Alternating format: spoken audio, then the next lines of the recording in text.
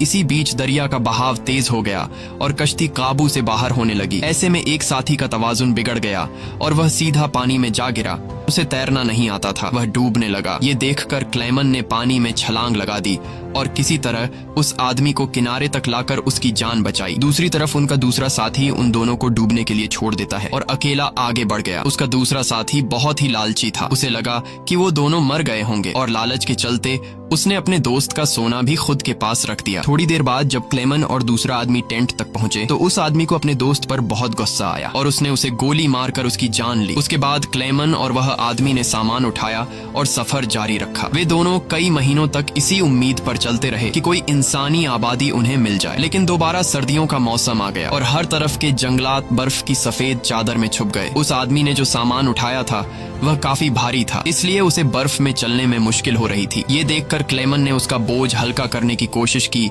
और कहा कि कुछ देर के लिए अपना सामान मुझे दे दो। लेकिन यहाँ उस आदमी को शक हुआ कि शायद क्लेमन भी उसका सोना चुराना चाहता है, इसलिए उसने क्लेमन पर हमला करके उसे नीचे धकेल देता है, जिससे क्लेमन बेहोश हो जाता है। थोड़ी देर बाद क्लेमन को होश आया तो उसने देखा कि भेड़ियों का एक झुंड उसकी तरफ आ रहा है।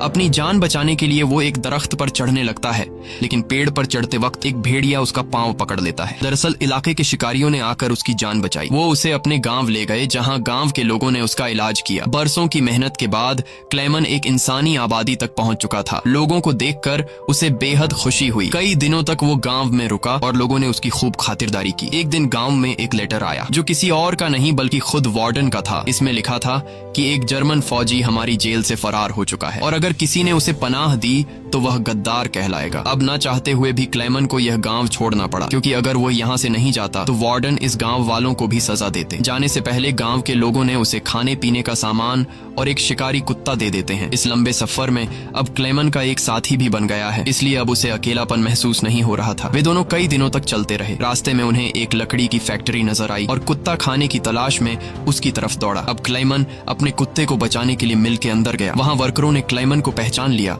और उसे मालिक के पास ले गए। वहां जाकर क्लेमन ने मालिक को अपनी पूरी कहानी सुनाई, जिससे सबको क्लेमन पर तरस आया। उन्होंने उसे खाना खिलाया और जर्मनी जाने वाली ट्रेन में बिठा दिया। क्लेमन खुश था कि वह जल्द अपने घर पहुंच जाएगा, लेकिन वो नहीं जानता था कि मिल के मालिक ने उसकी खबर वार्डन को दे दी है। अब वार्डन अपने सिपाहियों के साथ स्टेशन पर उसका इंतजार कर रहा था, लेकिन स्टेशन पहुंचने से पहले क्लेमन ने दूर से रशियन सोल्जर्स को देख लिया और मौका मिलते ही ट्रेन से कूदकर भाग निकला। मगर बदकिस्मती से रशियन सिपाहियों ने उसे देख लिया और उसका पीछा करने लगे। क्लेमन ने जल्दी से पटरियां पार की, लेकिन अचानक न जाने वार्डन कहां से सामने आ गया। ये देखकर क्लेमन का दिल घबरा गया, क्योंकि अब उसे लगा कि उसकी बरसों की मेहनत जाया हो गई। अब इससे पहले कि वार्डन उसे गिरफ्तार करता, क्लेमन के कुत्ते ने वार्डन पर हमला करके उसे काट लिया और यूं एक बार फिर से क्लेमन को भागने का मौका मिल गया और वह पूरी जान लगाकर यहाँ से भागने लगा। लेकिन तभी उसे गोली चलने की आवाज आई और जब उसने पीछे मुड़कर देखा तो उसने अपने कुत्ते को मरा हुआ देखा। ये देखकर क्लेमन को काफी दुख हुआ, लेकिन इसके बावजूद भी वो रुका नहीं और अपनी पूरी ताकत से आगे बढ़ता रहा। उसके बाद